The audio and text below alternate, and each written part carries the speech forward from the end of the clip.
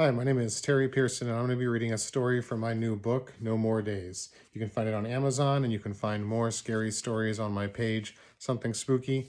Today, I'm going to be reading The Cabin Inside the House. Every night this week, Shane Jordan had woke up underneath his bed, tightly squeezed between the old spring mattress and cold wood floor. He had no memory of getting down there and had never slept walk in his life. In fact, he often said that he had never had nightmares and rarely even dreamt. But starting that Sunday and every night since, he deliriously found himself crammed into that little passage, waking up suddenly without enough space to move. It immediately made him think of a coffin, the claustrophobic feeling of being trapped beneath something buried deep. Then, when he was out the next day, trying to pretend that it didn't happen again while taking a walk through the small town's historic square, he suddenly remembered his fear of Trolley, a monster under his bed that he made up as a kid. Trolley was a goblin-like creature that would grunt and whisper after midnight. It wanted him to come under the bed, but he never dared to even peek.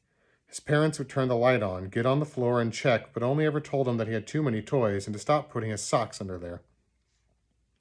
As he got older, Shane stopped hearing and thinking about Trolley and had forgotten all about it by the time he was in high school. Now, as an unattached grown man in his 20s, Shane felt like he was Trolley, that he was some weird, unknowable orc who woke up under his bed. How freaky would that be if there was anyone else in the house?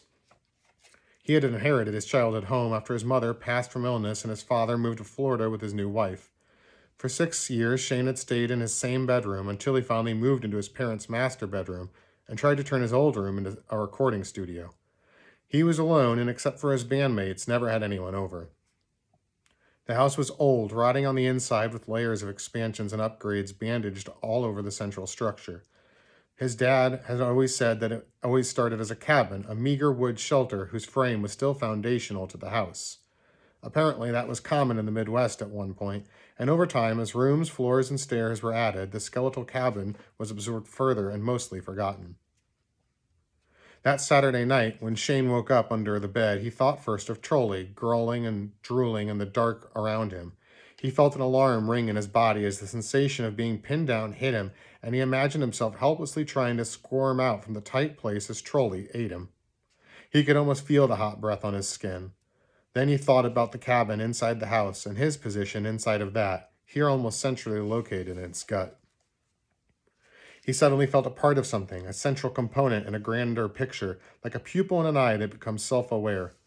He didn't know why he had feared this so much, and now imagined that the house wanted him there, that he somehow was where he was supposed to be, where he would always be kept most safe, like a secret stashed away under the floorboards. He laid there all night without going back to sleep, rubbing his palm on a smooth eminence in the floor in semi-small circles, one of the only movements he could make. He wondered at the old house and how lonely it must have been without a family inside it anymore. He stared up at the rusted spring mattress until the sun started to come through the window and reached under the bed. Then he fell asleep. He woke up upstairs on the floor at the end of the hallway outside of what had been his mother's study. It was dark again. The sun had just finished setting outside. The whole day was gone. A nauseating grogginess gripped him like a bad hangover as he fumbled to his feet, stretching out his stiff muscles in painful jolts. Scared and confused but curious, he opened the door to the study without really knowing why. He rarely entered the room and couldn't remember any time being in it in at least the last year, when he had rummaged through it for an oil painting his mom did that his aunt wanted to hang in her dining room. Most of it was undisturbed since his mother had been there, the big wood desk and chair that had faded yellow flowers on its cushion, still beneath the large cathedral window where it would get plenty of sun. Canvases on easels were still displayed around the room, with more stacked up against the wall and tucked under tarps. On a bookshelf, next to dusty tomes about tarot and herbal remedies, a glass flower vase was filled halfway with used soiled water. A stemmed wine glass sat on the desk with a permanent red stain. Shane gazed around the room, breathing in the old air. Somehow this part of the house just felt different. The air was musky but inviting, the temperature lower. Sound seemed to stay trapped within its walls. It was a little oasis out of time, and Shane thought about how when he was laying on the cold floor downstairs like a creep, this was waiting up here the whole time, and a shiver ran down his back.